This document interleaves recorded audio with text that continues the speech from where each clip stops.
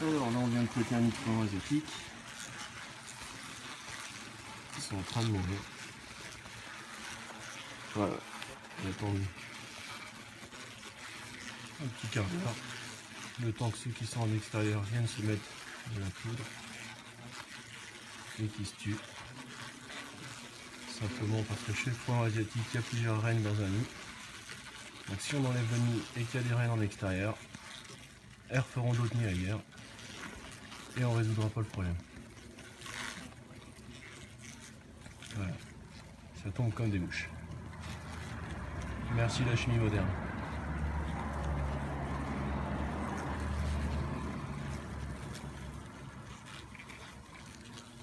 Allez, à bientôt.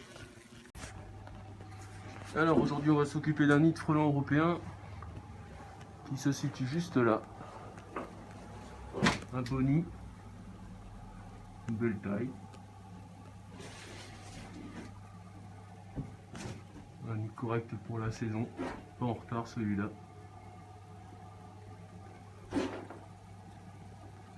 Voilà, donc dans un grenier, pas spécialement dangereux, mais ils ont tendance à sortir le soir, donc un petit peu gênant quand même. Voilà, donc on va s'occuper de ça.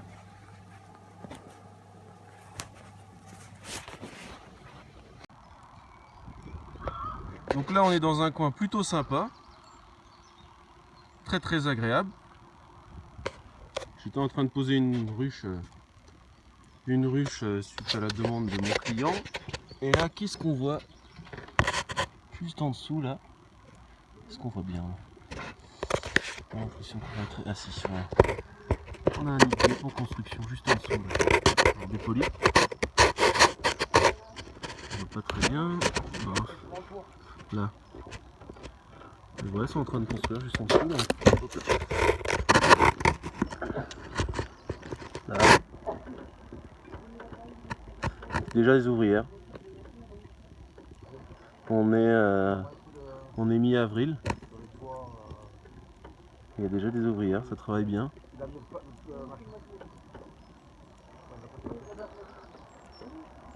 Je laisserais bien voir le développement, mais ils n'ont pas l'air d'être trop d'accord.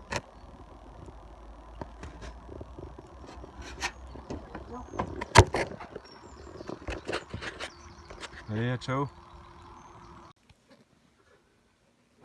Alors là, on va aller voir un nid de frelons asiatique de plus près. J'ai commencé à développer, à démonter l'enveloppe. Je vais vous faire voir un peu comment ça se présente. Donc on a des galettes avec des larves qui sont bien vivantes. Alors est-ce qu'on voit assez?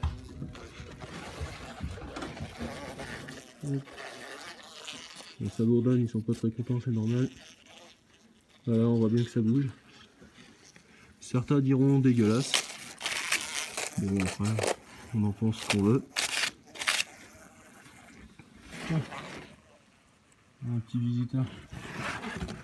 Alors voilà, donc des galettes qui se superposent. Voilà, et toutes les larves que vous voyez, tout ça, ce sera des frelons. Donc un nid en développement.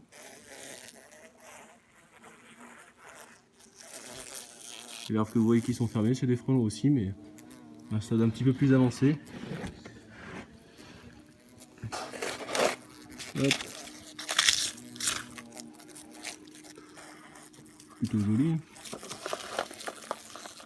Hop. Donc ça c'est la galette du bas.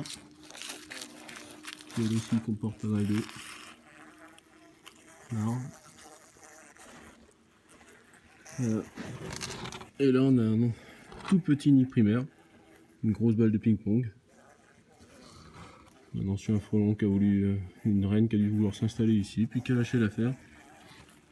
Et soit qui s'installe ici, ou alors qui est parti ailleurs, c'est aléatoire, on ne sait pas comment il marche vraiment. Donc voilà, comment c'est fait à l'intérieur. Allez, à ciao. Alors là on vient de traiter un nid de frelons asiatique à la canne. Donc c'est en train de tomber, un peu comme des mouches. Après on va laisser le nid pendant quelques jours.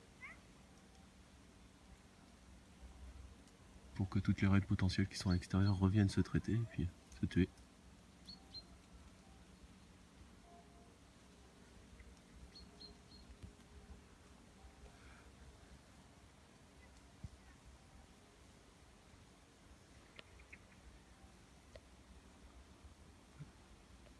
Allez, ciao.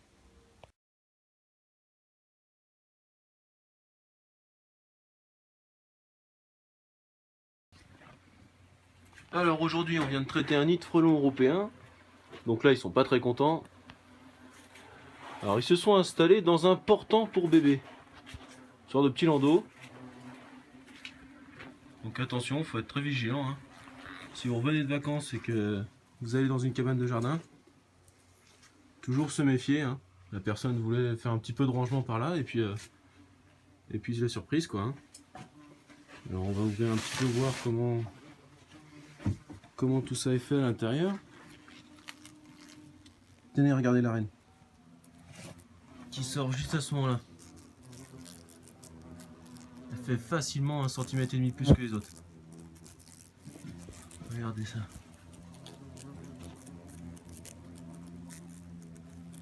Ils sont pas très contents. Regardez ça.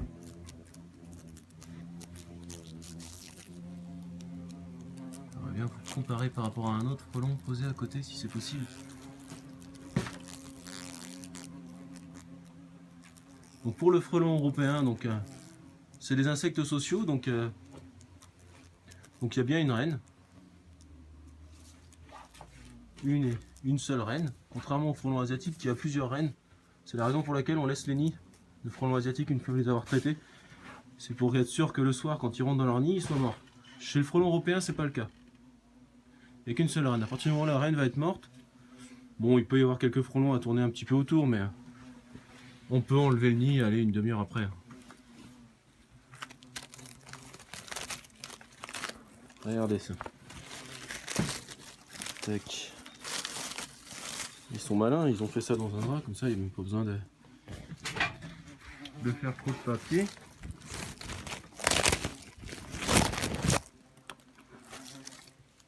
C'est sûr que s'ils avaient l'intention de faire une petite sortie en famille, il fallait même pas prendre ce siège bébé là.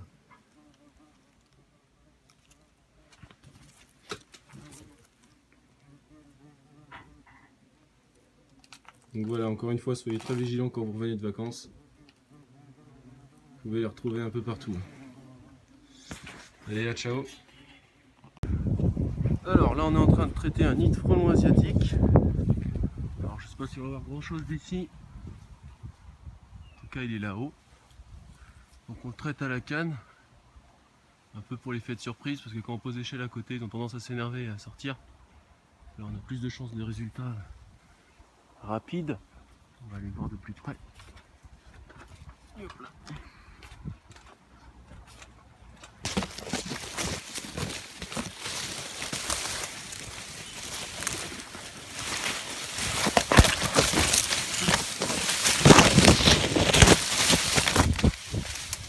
Là. Donc il est beau, hein. Il fait 70 cm de diamètre, peut-être 80. Donc des nids comme ça, là la saison est bien avancée. On va encore continuer un petit peu, hein. Mais ça attaque. Il va falloir attendre plusieurs jours avant de venir le chercher, avant de le retirer. Parce que sinon on sera embêté, il y aura toujours des reines qui vont... si on le retire trop vite, en fait il y aura d'autres reines qui vont faire d'autres nids ailleurs, donc on sera embêté. Il va falloir le laisser plusieurs jours, pour être sûr que tous les frelons qui vont venir au nid se contaminent et se tuent. Pour l'instant ils sont encore difficiles à voir, on est début octobre. Il y a des feuilles pas mal dans les arbres, donc je n'ai pas encore rendu au pic d'activité au niveau des frelons. Alors voilà, faut être très vigilant, on est en Bretagne, pas mal de frelons asiatiques.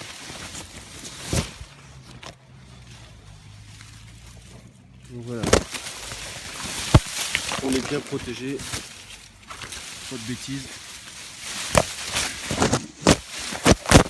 va voir encore un peu plus près.